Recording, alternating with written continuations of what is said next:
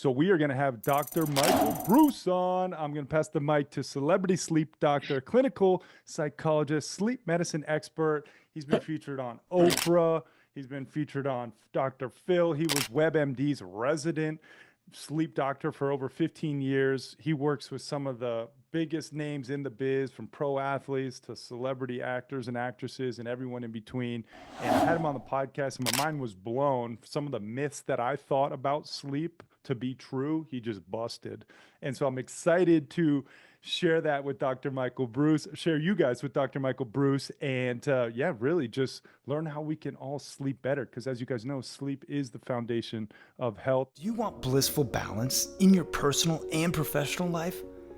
Great. What's up, guys? My name is Carrie Jack, and I want to help you happy hustle a life you love, one full of passion, purpose, and positive impact. I'm a lifestyle entrepreneur, a professional model / actor, a digital marketing specialist, a podcast host, author, a biohacker, an eco-warrior, a martial artist, a hippie cowboy, and a humanitarian. My goal is to educate, inspire, and entertain you to live a life of passion, purpose, and positive impact. It is time to happy hustle your dream reality. Dr. Breus, the floor is yours, man. If you want to share your screen or whatever you want to do, I'll open it up, but there we go. Thanks, Gary. I appreciate you guys. So number one, it's great to meet everyone in the format here. First of all, I love the happy hustle. I love the whole idea behind it, and kind of everybody getting together and sharing best practices and figuring ways to move forward and things like that. The good news for me is every single person on this call probably could use my help in some way, shape, or form. It might be you, it might be a friend or a family member, it could be a loved one or somebody that you really care about. But turns out sleep's a big fucking deal. And I'll tell you a little bit about my background, and then I'm gonna present a little bit of data for you guys, and then open it up for just any kind of question that you might have. One of the things I realized early on is most of the time when somebody meets a sleep doctor, the first time they really meet them is in their office, right? And so you've already been diagnosed with something. It's not like you've had an opportunity to talk to somebody about sleep-related issues or anything else. It's like, hey, you snore and we think you have apnea, or hey, you're asleep all the time, we think you got narcolepsy or something like that. So I want to present a forum that you can ask any question that you want. I've been asked every question in the moon, so I can assure you, you won't ask me one that I haven't heard before.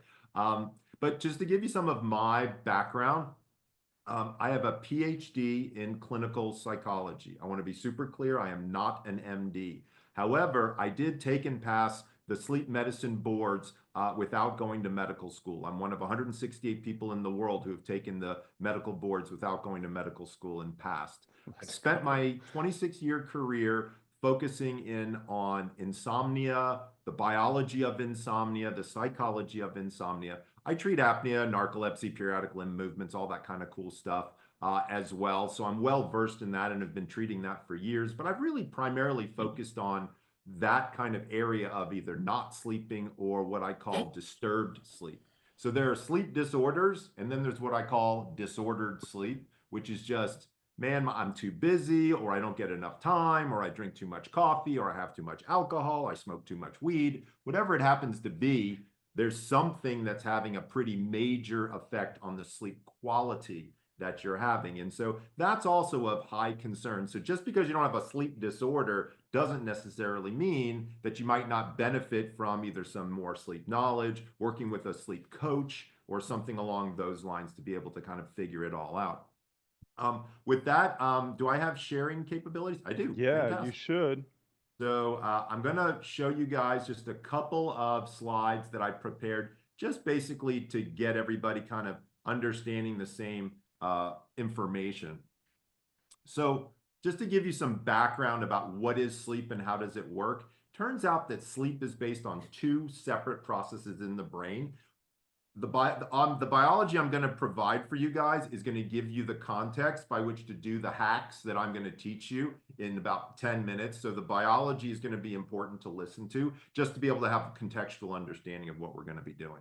So sleep drive and sleep rhythm. Sleep drive is a lot like hunger, right? I'm hungry, I'm hungry, I'm hungry. I eat something and that hunger begins to dissipate. Same holds true with sleep. I'm up, I'm up, I'm up, I sleep, and then that sleep drive begins to dissipate.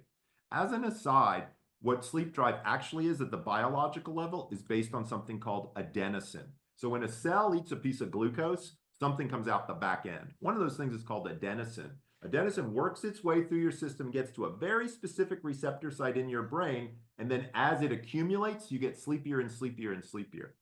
Here's a little factoid and a little hack that we're going to throw in here. When you look at the molecular structure of adenosine and the molecular structure of caffeine, they're off by one molecule. One molecule, which is kind of interesting when you think about it, like the hormone in my head versus the coffee that I drink are only off by one molecule, and they literally do completely opposite things, right? This actually is a benefit for us. Let me explain. Because the molecular structure is so similar, one of the things that you can do if you don't get a good night's sleep, right? So let's say you only got 4 or 5 hours of sleep. Don't worry, Hazen. I have no problems with people yawning while I'm talking. I take that as a compliment, brother. What you can do is what I call the nap a latte. So if you've only gotten 4 hours of sleep a night, last night, you can find a time during the day, preferably before 2 o'clock in the afternoon. Go get yourself a cup of drip black coffee. Throw in 3 ice cubes merely to cool it down. Slug it, I mean, drink the whole thing as quick as you can, and then immediately close your eyes and take a 25-minute nap. Here's what will happen. The buildup of adenosine that's been there in your brain already will start to go down with that 25-minute nap. The caffeine, because it's so similar in molecular structure, fits right in. You are good for 4 hours, guaranteed, every single time you try this. I do this with every single CEO that I treat, and everybody loves it. People out in the world call it a caffeine nap. I coined the term a napa latte. The To be Silicon clear, Valley, it's the Nappuccino. It's very popular. see, there Is you it? go. So thanks, Yeah. JJ. So this works. I want to be super duper clear. However, do yourself a favor. You don't want to do it past 2 o'clock, and you probably don't want to do it every day. This is kind of what I call an escape hatch, right? So as entrepreneurs, as guys that are out there hustling, we have a tendency to stay up late and then have to get up early. And so it really condenses oftentimes the amount of sleep that we can even get to. So my escape hatch for a lot of my entrepreneurs is a nap during the day. Sometimes it's a caffeine nap or a napa latte, and sometimes it's not, depending upon what's going on with them. The second area, we've talked about drive now. The second area is called your sleep rhythm, right? So very similar. It's also your circadian rhythm. Again, somewhat similar to hunger, right? So you ever notice that you're hungry around breakfast time, around lunchtime, and around dinner time? That is your circadian rhythm for hunger. Most people, at least here in North America, have a tendency to sleep somewhere in the 10 to 11 o'clock kind of range in there, right? That is their circadian rhythm for sleep. Now, when we look at sleep in and of itself, don't worry, I'm going to give you some hacks with the circadian rhythm. I just have to get to the next slide. So when we look at sleep in and of itself, and this is going to test your biology from high school, you might remember that there are sleep stages and sleep cycles. For anybody, I don't know if anybody out there is using a tracker like an Oura ring or a Whoop strap. All right, Joey's got an Oura, I can see that there. So we've got some people out there tracking. This is where it gets interesting, and I also want to talk a little bit about trackers for a second. So number one, what do these stages do and why do we give a shit about them? To be clear, we really don't give a shit about stages 1 and 2 a whole heck of a lot, but we really give a shit about stage 3, 4, and about REM. Let me explain. Stage 3, 4 is the wake up and feel great sleep. This is your physical restoration. Good news is that has a tendency to be front loaded in the front of the night. In the first 3.5 hours is when you get your deep sleep and when you get your physical restoration. REM sleep, not the band. That's an old joke. If anybody out there can get it, I'd be happy to know if you ever listened to REM, because I went to school in Athens, Georgia, so I'm a big fan. REM sleep is where something else happens. This is where your mental restoration occurs. So this is where you move information from your short-term memory to your long-term memory. Your brain creates kind of like this organizational substructure, kind of like a filing cabinet. So when data is coming in through your eyes, through your ears, through your nose, and through your mouth, and you want to retain that data, REM sleep is where it breaks down the information and allows you to remember it the next day. Now, going back to stage 3, 4 sleep, that physical restoration, there's another thing that occurs in that stage that's very, very important for everybody here to understand. And that is something called the glymphatic system. So this is like the waste management system of the brain, or like a garbage truck coming in. Every time you have a thought, your brain produces an excess protein. And as those proteins accumulate, they have a tendency to want to wrap around the nerves. That's called Alzheimer's disease, okay? So sleep, specifically stage 3, 4, pulls those proteins out, okay? Stage 3, 4 is dramatically important for everybody on this call to avoid Alzheimer's disease. So we never want to do anything that's fucking up stages 3 and 4, right? Guess what the number one thing is that messes up stage 3, 4? Yep, you guessed it. Alcohol. We'll talk about a strategic way to still drink and be able to get your sleep. Don't worry, I won't leave you guys hanging, but we may have to turn several of you into day drinkers. I'm just saying, we'll get there.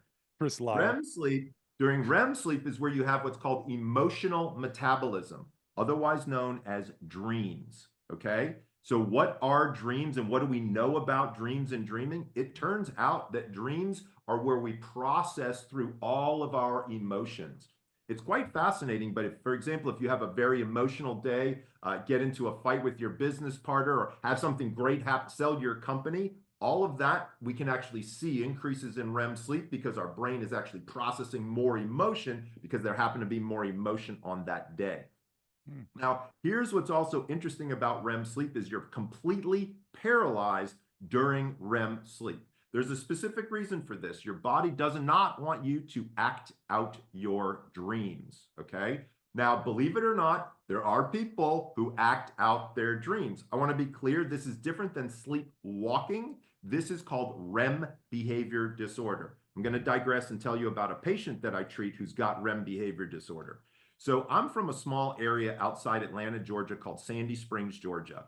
And in Sandy Springs, we have a decent sized hunting community. And if you're a hunter, you know that if you shoot a doe and you don't kill it, you either have to slit its throat or crack its neck. It's the most humane thing to do.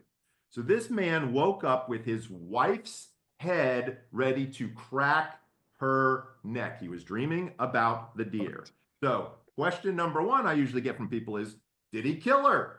Good news, no lives have been spared for me to tell you this story. Number two, how did we fix him, and is he still married?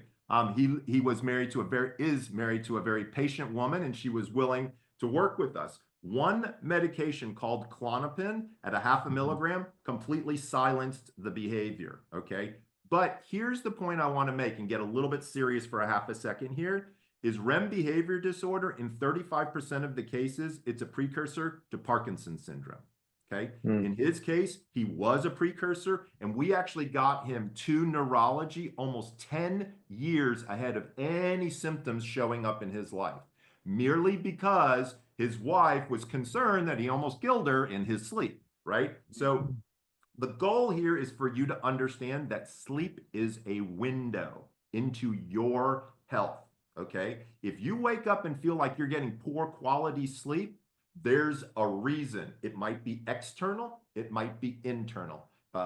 Examples of external could be things like alcohol, caffeine, cannabis, things of that nature. Want to be clear, I like all three of those. I like alcohol, I like caffeine, and I like cannabis, and we're going to talk Dr. about Breus it. parties, let's go.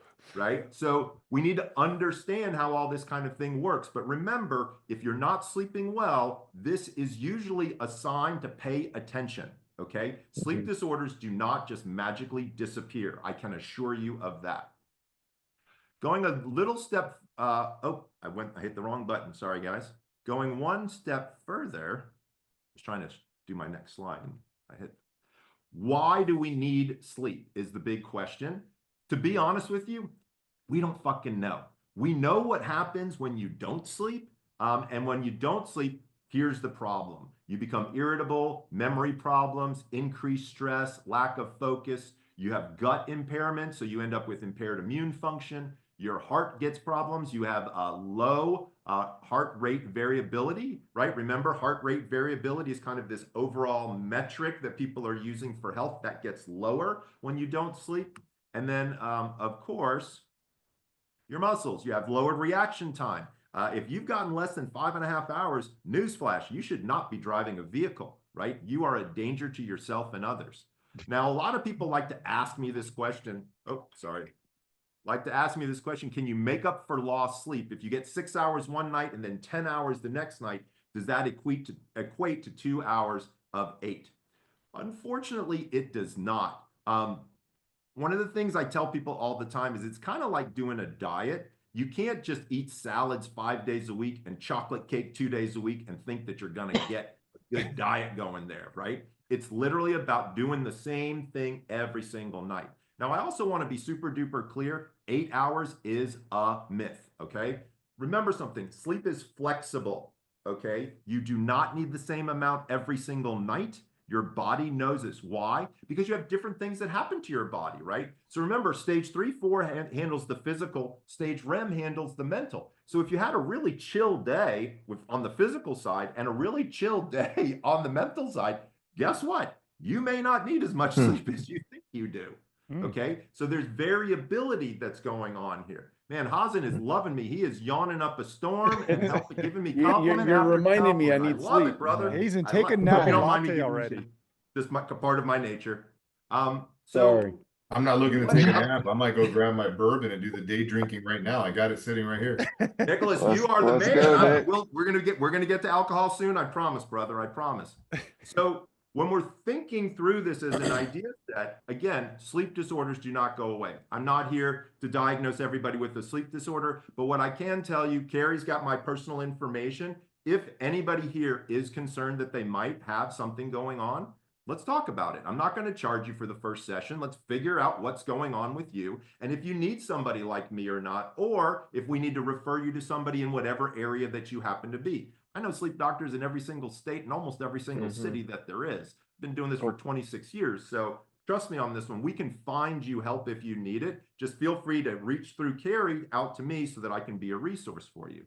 Again, what I was talking about before was this idea of disordered sleep, right? So maybe you don't have apnea, maybe you don't snore, but if you wake up and you feel like crap, that's an issue. And that's something that I think we can fix. Now you notice there's a bunch of things on this list, but the last one is something saying not sleeping within your chronotype. So this is the concept that I want to bring forward that I think you guys will find the most interesting. So if you've ever been called, well, actually by a raise of hand, here, we'll jump out for a second. So by a raise of hands, have any of you guys ever been called an early bird or a night owl? Early birds, raise your hand first. Okay, only got a couple of those. Good. I can't stand mornings, much less morning people. I'm just going to be honest. How about night owls? Any night owls? All right, there we go. There we go. So here's what's interesting about the night owls. Turns out night owls are a hell of a lot more creative than early birds. And there's very interesting personality differences here. One of the things that I did was I wrote a book about 10 years ago called The Power of When. And it's about when you do certain things. So it turns out that these ideas of being an early bird or a night owl are not under your control. They are genetic. I can look at your 23andMe data or your Ancestry.com data, and I can show you exactly where on the human genome you are and what your sleep schedule needs to be. Guys, that unlocks so much possibility, right? Because once you know where your body genetically is supposed to be sleeping in terms of schedule and time, guess what happens? Your body consolidates that sleep and gets higher quality sleep. Let me explain. I ran this, when I was doing this book, I had a patient. It was awful. I failed miserably. I mean, she came in, we tried everything. We tried drugs, we tried cognitive behavioral therapy, nothing. So she comes back, I bring her in and we're talking. And this is when I was treating people on the East Coast. And she said, Dr. Breus, if I could just move to California, I think my life would be great. I was like, what are you talking about? She says, well, if I could just do everything 3 hours later than what I'm doing it on the East Coast, I think my life would be fantastic. I said, well, why don't you do that? She said, gotta be honest, my boss would never go for it. My husband and children would never go for something like this. And I said, well, can I ask? She said, I'm gonna be also honest, I think I'm about to get fired. So I said, hey, what have you got to lose? So I call up her boss, identify myself, and I said, here's what I want to do. Her name is Valerie. I said, here's what I want to do with Valerie. He says, Michael, I want her to come in 2 hours later than she normally does. So come in at 11 and leave at 7. She's still there 8 hours. She's still doing her job, doing all the stuff you want her to do. He turned to me and he said, I am sure this is not going to do anything, but if you want to do it, you're welcome to try it. I am literally firing her on Friday, right? So no pressure, right? So I'm like, okay, this ought to be interesting. So we changed it around and I call him up on Friday. And as he picks up the phone, the first words out of his mouth were, I have 3 more employees I want you to talk to. Okay. Here's what happened is she was a night owl and they had 7:30 in the morning meetings, right? There was no universe she could participate. Her brain wasn't even online, if you will, at that time, right? So knowing and understanding this concept of what's called a chronotype becomes very, very important. And once you identify your chronotype, it gets even easier. So I'm going to be honest with you. I renamed all the chronotypes because I found a 4th one. So my kind of claim to science and fame is that I've known there are early birds, night owls, and people in the middle, but I found a 4th chronotype. I'm going to list them all, and then I'm going to open it up for questions, and we can start talking. So, by the way, you can figure out what your chronotype is by going to my website, The Sleep Doctor, and it says Sleep Quiz. If you take the sleep quiz, you will learn more about yourself than you've ever known in your life in terms of sleep. We also will, so just to let you all know from the business side of things, it's the greatest lead capture, lead gen I've ever seen in my life. We have somewhere between 6,000 and 15,000 people a week that take this quiz. We capture their emails, and then we have a funnel for each chronotype. So if you're an early bird, you're going to get information specific to you being an early bird and how to utilize that in your life versus if you're a night owl, because quite frankly, those are very, very different. So my early birds, I've renamed them as lions because who wouldn't want to be the king or queen of the jungle, right? Makes up about 10 to 15% of the population. These are my early morning optimists. They have a reasonable sleep drive, but these are usually the COO of a company. You know who this person is, and you might be them too. If you get an email at 6:30 in the morning, it's from a lion. I can fucking assure you of that, right? So knowing and understanding who those people are, by the way, in your company becomes highly valuable because those are the people that can do the 7 o'clock morning meetings, right? And they're awake and they're ready to rock and roll. So when I first started doing these chronotypes, if you guys are familiar with a company called Bulletproof and Bulletproof Coffee, a guy named Dave Asprey.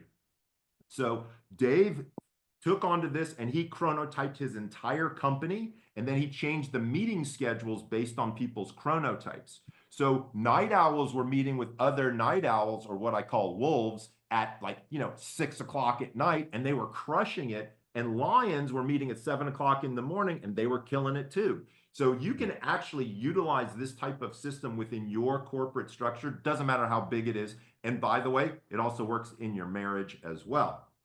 All right. Now, by the way, it's not always fun and games to be a lion, which is the early bird. To be fair, most lions, dinner and a movie is out. They've been up since 4:30 in the morning. They have no interest in hanging out, right? So planning a corporate party and inviting all the lions, to be sure, they're probably not going to make it very far. People in the middle are called bears. These, by the way, they make up 50% of the population. So lots of people on this call are going to be a bear. These are the people that get the work done. Okay. This is the mass majority of the population, kind of the glue for society. People can be a little extroverted or a little introverted, but this is my favorite group of people. If I'm being honest, I wish I was a bear. The entire world is based on a bear schedule. Like 9 to 5 works perfect for a bear. If you're interviewing employees, have them take the sleep quiz and figure out which one they are, because you're going to understand a lot more about them if you do. The night owls, I call them wolves. I am a night owl. I know that there were quite a few hands raised for that. This is usually my CEO. This is my creative. This is my person. So these people love novelty. Like if you've ever met somebody who's creative, or if you're a creative yourself, you don't get your inspiration at 2 o'clock in the afternoon. You get it at 2 a.m., right? When you're out partying with your friends, or you're thinking about this, or you're thinking about that. So these are the people who get lots of the creativity work done.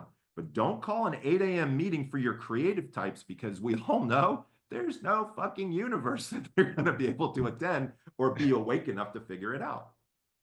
Now, I haven't told you a whole lot that you don't already know. This is the group that I discovered. We call them the dolphins. They make up about 10% of the population. The reason I chose dolphins is because dolphins in the animal kingdom sleep unihemispherically, which means half of their brain is asleep while the other half is awake and looking for predators. I kind of feel like that sometimes entrepreneurs, it's like we've always kind of got one eye open, wondering what business thing is going to happen. We all have a little, I used to fall into the dolphin category. Now I'm much more in a wolf category. But what ends up happening is there's just a little bit of anxiety that really seems to change everything for you. And these people are easy to identify. I would say that dolphins are very much like a lion, but with excess anxiety. So fast talkers, want to get shit done and want to go, but they've got enough anxiety that it's palpable and you can almost feel it. So with that, what I thought I would do is open it. I know I threw a lot of information at people. I'm happy to answer questions in any way, shape, or form. Whatever you guys have questions about, I'm happy to knock it out and see if I can be helpful. Yeah, guys, let's clap it up a little bit for Dr. Breus. We'll clap it up later, but that was awesome. I don't know about you guys, but yeah, it's got the wheels turning. So let's kick things off with some questions. I know I saw some come through. Put yours in the chat and we'll just go in sequential order. We'll get to as many as we can, Dr. Breus, if that's okay. Joey, why don't you kick things off and just verbally say your question to Dr. Breus? Yeah, awesome. That was incredible, and I've taken the sleep score, so Awesome. I'm familiar with quiz and the challenge. My question is, so my deep sleep happens right when I'm like after I fall asleep later. I mean, my REM or REM sleep. Joey, you're breaking up, man. Your internet. Something I want to get. Go inside of your beautiful countryside home and get some better Wi-Fi. We're going to come back to you. Joel, moving on. We'll go to you, Joel. Don't worry, Joey. We'll get you. Joey, we'll get you. All right. Mine, I don't want to get too deep into it just because it involves my son. And I saw some of you had, younger kids. It can get worse when they're older, as everything does, or better because they're adults and so the reason why I'm bringing this one up is that my son's battled a lot of mental health, as many kids do nowadays. For 8 years, and the other reason why I want to bring that up is that it affects all of us. Right, as a parent, I can't tell you how many times I was on the road doing a keynote on 45 minutes of sleep because I was up worrying about a suicidal kid and that type of stuff. He's gotten rid of all that, but I'm just curious, Michael, a kid that goes to bed saying, I am going to get up and get to class tomorrow, no matter what I do. And then 7 p.m. he's still sleeping, and 100 phone calls and music blasting or whatever it takes. And it's like he's in another world. And then the next day, like I got a text from him this morning at 6:45. I'm up. Wow, holy shit. Because that's awesome. That's a first so far this semester. So some of it might just be anxiety, but like, how does someone sleep for 18 hours, right? And like a bomb could go off and you wouldn't wake him. Wow.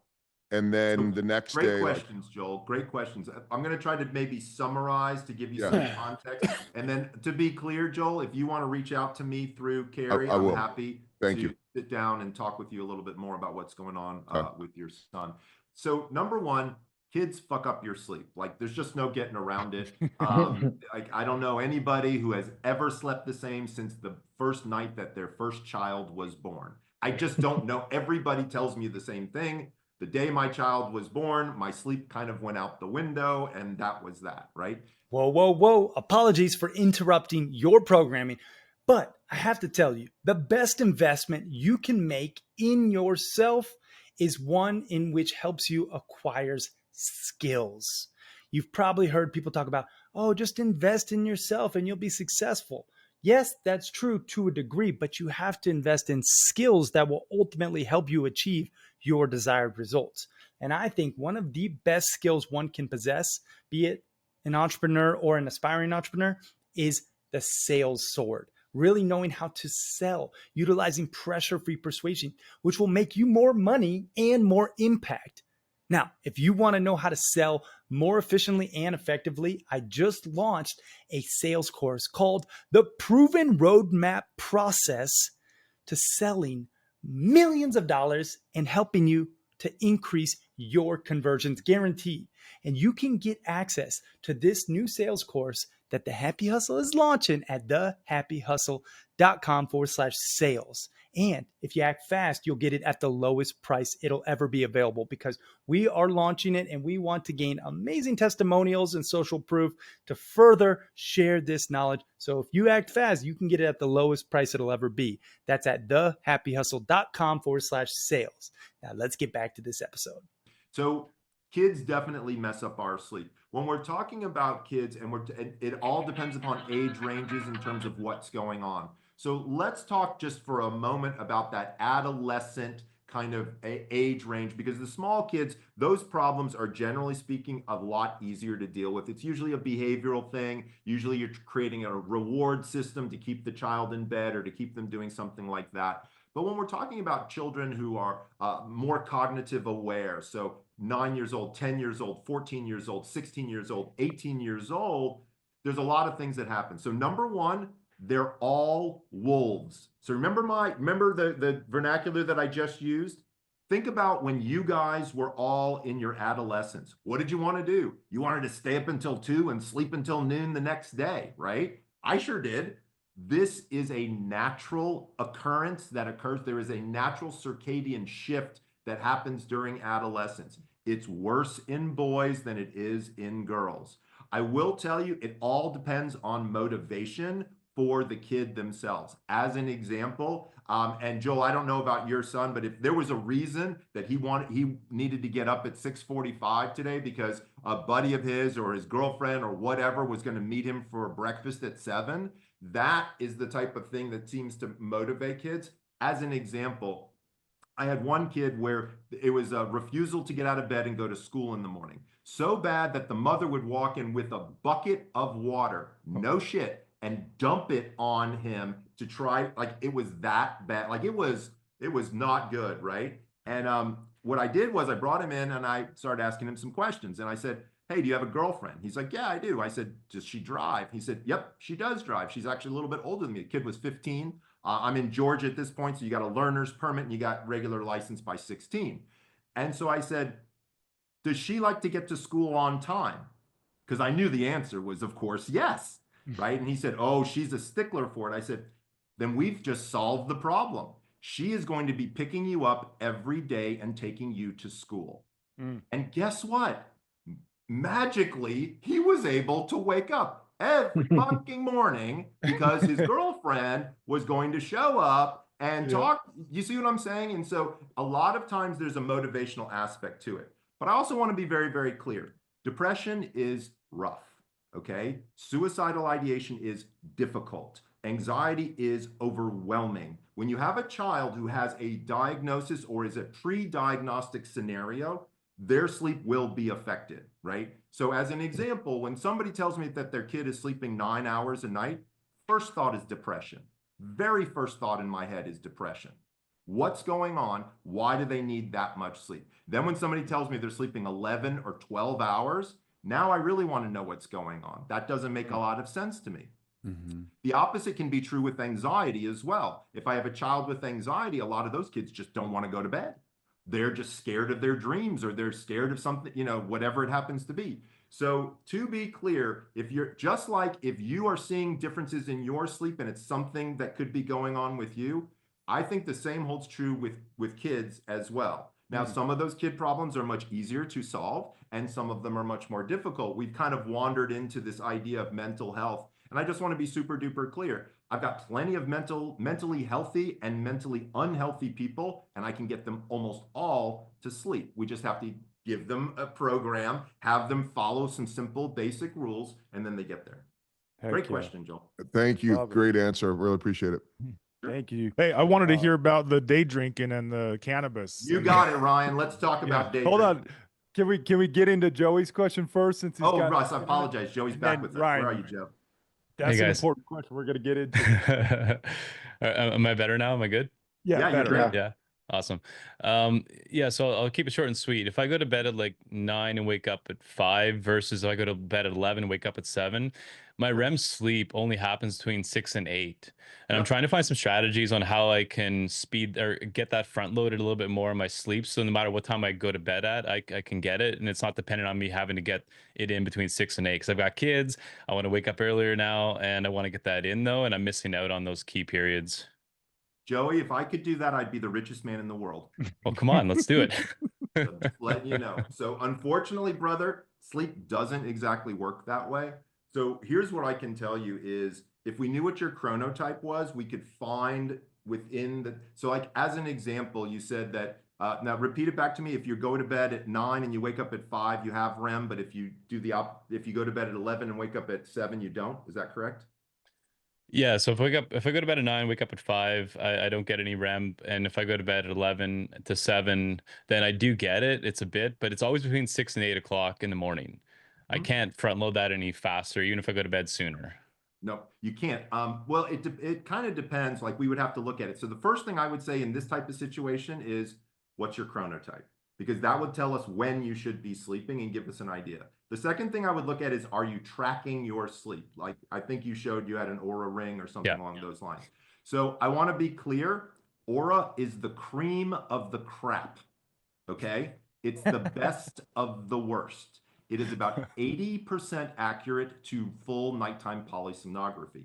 So when you see your score on here that says you had X percentage of REM sleep and it was at a particular spot, I want to be honest with you, Joey, it's probably not accurate. Okay. So what I tell people all the time, there's been a head-to-head study, by the way, looking at Aura versus Whoop versus Fitbit and another one. And what they've discovered is Aura and Fitbit are great at telling you when you fell asleep and when you wake up. And most of the others can't even do that. What's very interesting is when you delve down into the staging, here's the problem, is the data that I'm getting from a ring is heart rate data, blood oxygen data, and pulse, okay? And blood pressure. Then they use that as a proxy to try to guess what is happening with your sleep at the stage level. So as you can imagine, the level of accuracy is very suspect when you're talking about something like this. If you really wanted to take a look at and have an accurate reading of your sleep, there is a new on the market ring called Happy Ring. It was actually just FDA approved for full nighttime polysomnography. As an example, you can go to their website, click on a button, and you can have one sent to your home. And you can do a full sleep study, and you can learn if you've got apnea, narcolepsy, you've got all of that stuff. They've got doctors on board, the whole thing. Now, I also want to be clear, if the ring is the only thing for you, then Happy's probably not a bad idea.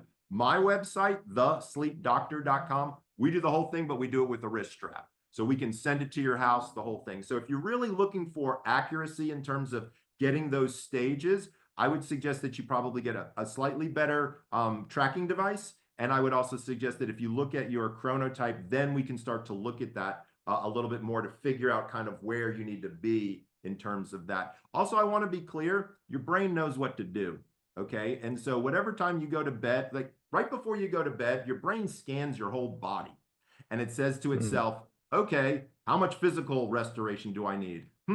How much mental restoration do I need? And it's different every night. Remember, you don't need REM. You might not even need REM sleep every night, by the way. Okay. If you had an incredibly relaxing, like let's say you were at the Zen spa, yoga retreat all freaking day, to be fair, you might have a minimal amount of REM sleep. In fact, I have a group of patients who do a meditative process called TM. I don't know if you guys are familiar with this, transcendental meditation. Yep. They almost don't have REM sleep because they are so relaxed during the daytime. So do me a favor, Joey, don't live and die by those numbers. Think about how you feel when you wake up in the morning, and then we can start to mess around and move with that a little bit. Yeah. All right, Ryan, you want to know how to day drink? Yeah. So I know Nick does. So at the end of the day, what we're trying to do is learn He's getting his about alcohol's effects on sleep. And here's what I can tell you is the closer to lights out and the more you have, the greater the effect on your sleep. As an example, when you're awake during the day, it takes the average human approximately 1 hour to digest one alcoholic beverage. If you take that same human, there we go. Nicholas is showing me some nice bourbon there. Thanks, bro. If you fall asleep and you drink that and you have that same drink on board, it takes 3 hours to metabolize it. Okay. So when you go to bed, you don't have to raise your hands for this, but I will. Have any of you ever gone to bed drunk and woken up drunk? Because I sure fuck have. Right? So what is that? That is where you had so much alcohol and the metabolic process slowed down so much that you never got through it all. Right? So one of the things that you kind of need to start figuring out here is sort of when and how much. All right. Now, if you want to drink in the evening time, I have a general rule, which is you stop alcohol 3 hours before bed. You limit yourself to 2 drinks. So the way you do it is, let's say you're going to go to dinner and you're going to have, a cocktail before dinner. You have your bourbon, enjoy, the appetizer comes, maybe you have a glass of wine with your dinner, or maybe you have a beer with your dinner. You've had 1 glass of water in between your cocktail and your next alcoholic beverage. You have 1 more glass of water after that, and then it's cut off for 3 hours before lights out. So as an example, if you normally go to bed at, let's say 11, 10, 9, 8, if you can stop your alcohol by 8, you will have almost no effects of alcohol on your sleep. And remember, alcohol takes that waste management system and pushes it far, far away, and then you end up with this buildup of proteins. So you really don't want to kind of be doing that. The earlier you push alcohol during the daytime, and this is kind of an interesting fact, Ryan, is your liver makes something to metabolize alcohol called alcohol dehydrogenase. Turns out that only kicks off around 3:30 in the afternoon downward. So this is the reason why happy hour has been able to make it as long as it has, is because our bodies are actually built to be able to digest alcohol after about 3:30 p.m.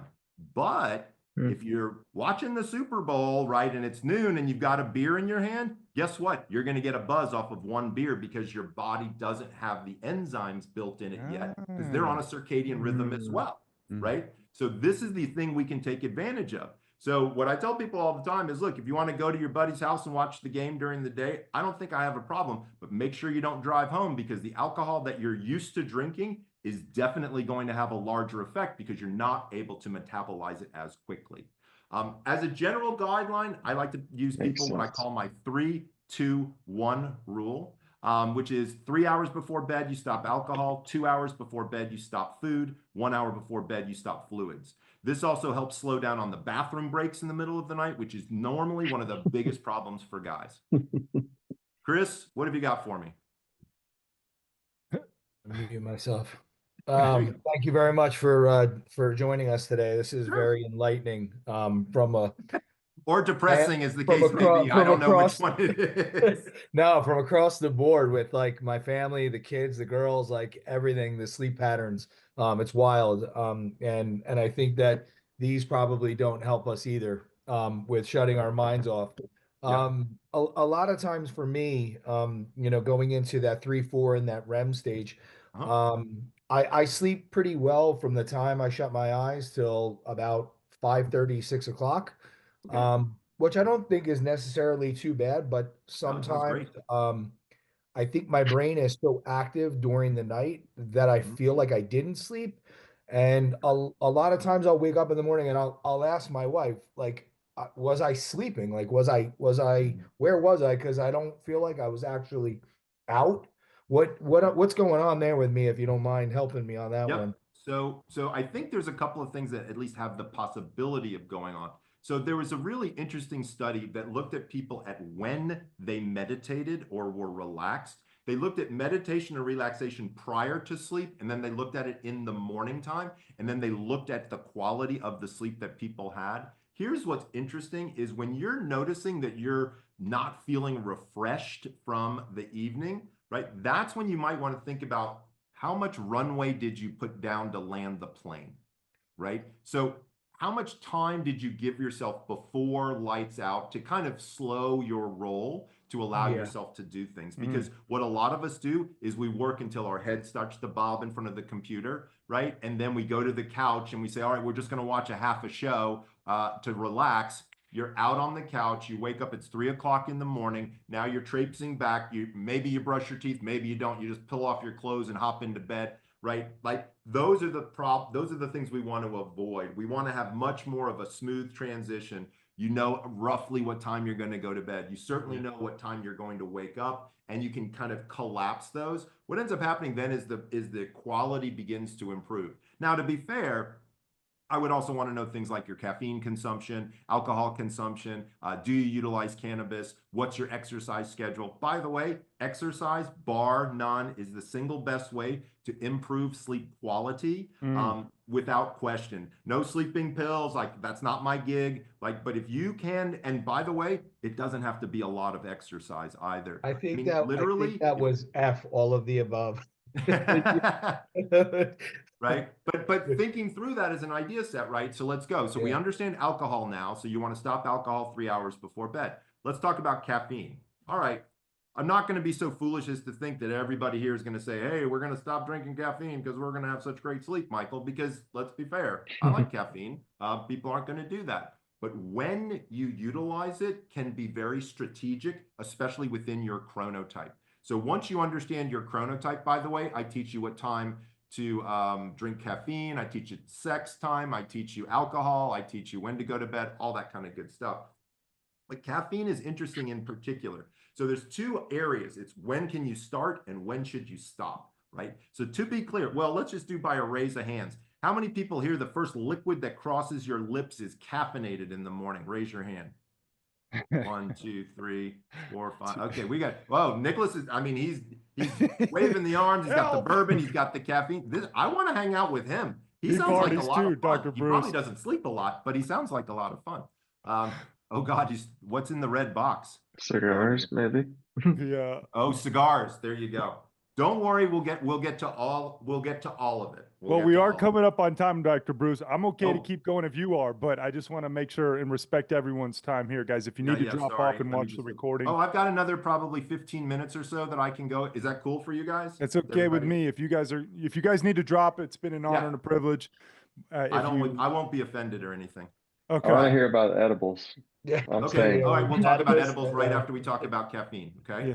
So when we talk about caffeine, here's the thing. In order to bring your brain out of a stage of sleep, you need 2 hormones, cortisol and adrenaline, and they both have to be pretty high. So that boom sets you up. If you add caffeine to a brain that already has cortisol and adrenaline to it, it's like adding weak tea to somebody who just did a line of cocaine. Okay. It does them absolutely no good. But if you wait 90 minutes after you wake up, cortisol and adrenaline naturally drop. If you add caffeine then, it's unbelievable. It gives you the biggest bang for your buck. So if you're waking up at 6:30, have your first cup at 8. What should you do in between?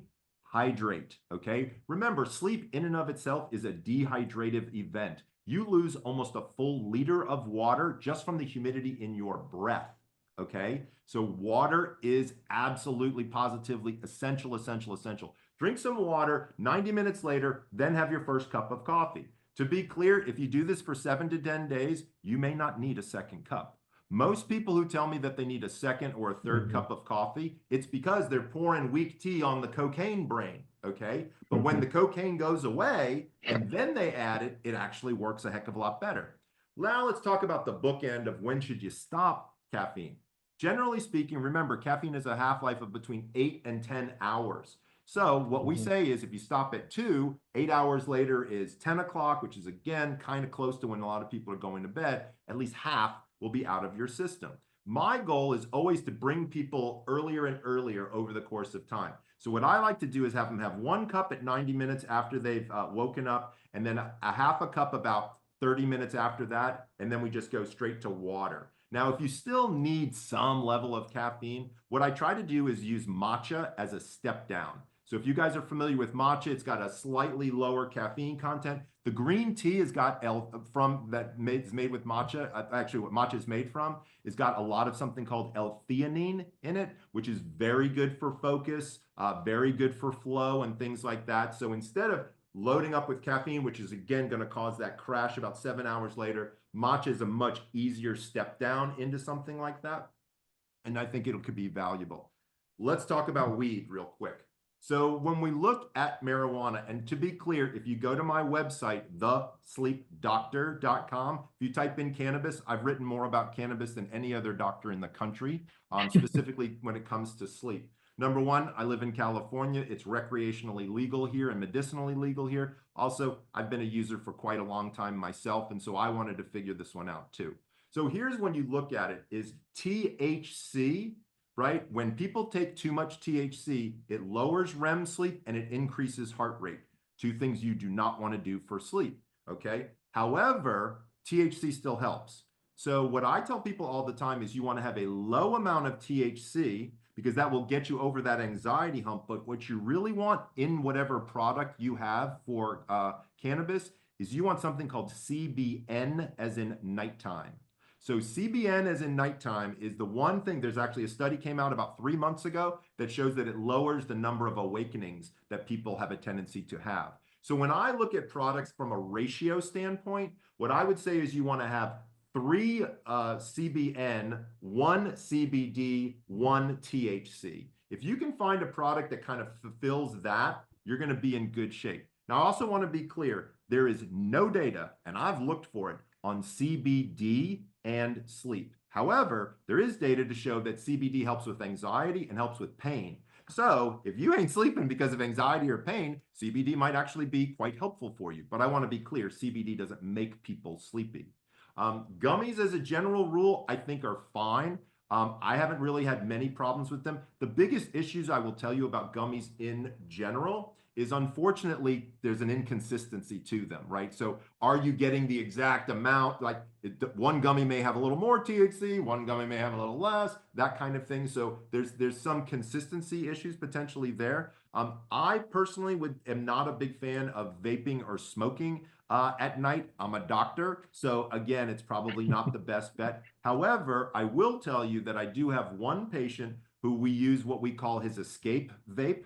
So if he wakes up in the middle of the night and he can't get back to sleep, he can take one hit off of this vape because we know it goes up and in so quickly, and it's helpful for him to be able to get him back to sleep. But I want to be clear, that's not really where we always want to go with something like that. Make sense? Awesome. Yeah, great stuff. Yeah. Grant had a question about melatonin. Grant, you want to ask your question? Because I know fire that away. melatonin, magnesium, I know that stuff is kind of in the myth category. It's a lot of disinformation. Grant, what's the question? Yeah, just using melatonin like to put me out. Sometimes I have a hard time falling asleep when I'm once I get there, but almost have an over reliance on it. Okay, so number one, having an over reliance on melatonin is probably not the worst thing in the universe. Just FYI, like when we're talking about the spectrum of things that you could be addicted to, that's probably not the worst. Number two, my guess is you're probably overdosing on it. The appropriate dose is somewhere between 0.5 and 1.5 milligrams. So it's very, very low dose. Melatonin actually has tremendous effects. Also, to be clear, many people don't know this, but melatonin affects several other drug classes of medications that you could be taking. And the biggest one are SSRIs. So if people out there are taking antidepressant medication and taking melatonin, remember, melatonin is a circadian pacemaker. It moves your bedtime. And so that can actually have a lot of effects on an antidepressant, diabetes medication, hypertension medication as well. Oh, and by the way, birth control. So that turns out to be a big factor. So as an example, one of the things we've seen is I've had patients come in and say, I don't understand it, Dr. Breus. I got pregnant, I'm on birth control, and I started melatonin 3 weeks ago. Well, I can pretty much tell you exactly what was going on there. Again, the right dose is somewhere between 0.5 and 1.5 milligrams. And what I personally do is if I'm going to use melatonin, the only time I use it, by the way, is usually for jet lag. So when I'm traveling internationally or things like that, that's when I think melatonin is probably the most appropriate.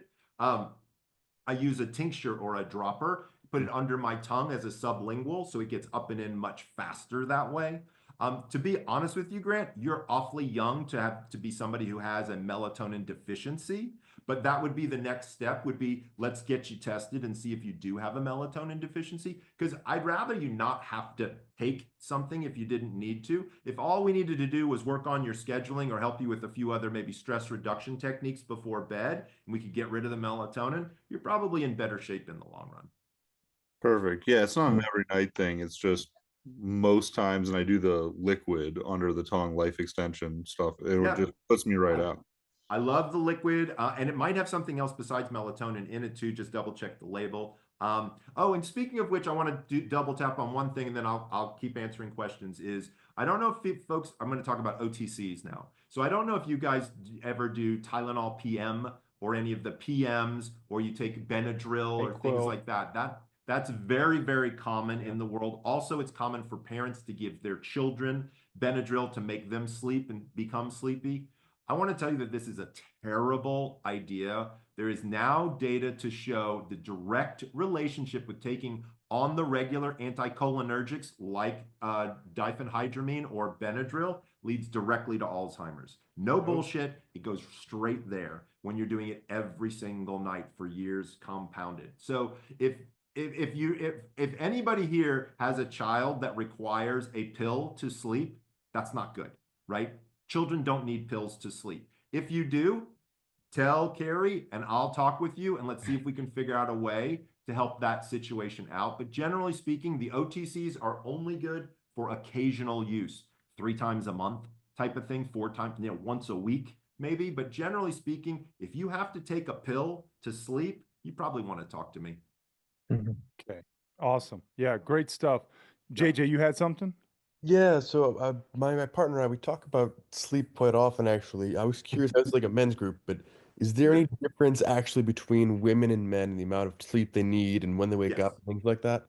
Great question, and I'm going to have to hop in 2 minutes here, so I'll probably end with this question. So here's what I'll tell you is, yes, abso-fucking-lutely. So here's what I've noticed, and I have this with a lot of my female patients. They need a different amount of sleep prior to their period than they do after their period. So a lot of women are getting exhausted leading right up into that period, and so they may need to go to bed earlier. They may need to sleep in later, things of that nature. And then post-menstruation, they're like the Energizer bunny, and all of a sudden they're up and they don't have nearly that. And so for a lot of times, we tend to shift their schedules, like if they kind of need it in general. I will also tell you that women in general, there is some data to suggest that women in general need a little bit more sleep than men.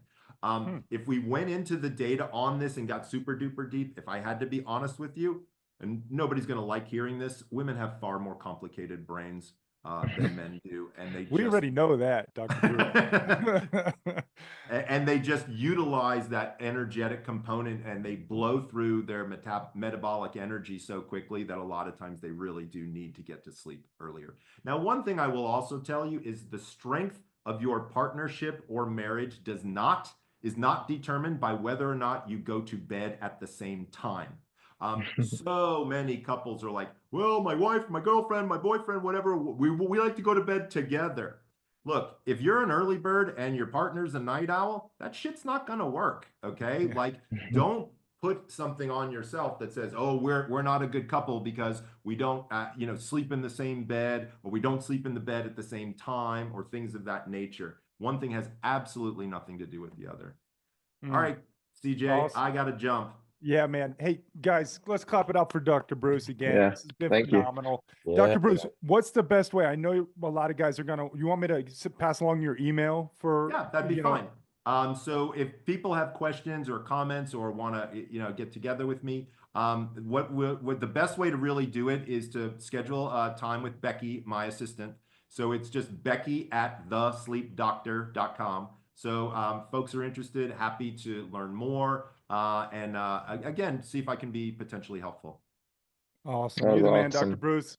Guys, let's give him some more love on the way out. Thank you guys all. Make sure to update the spreadsheet. Make sure you guys do your goals. Everyone watching the recording. Oh, you got 24 hours. I have one last thing. Yeah. I forgot to mention. I'm going to do a little self-promotion here. I hope do it, man. With it. I got a new book out. Go buy my fucking book. Sleep. Yeah. Drink, breathe. Love it. Thanks, Bye. guys. Thank you. Bye, Thank you, boy. Michael.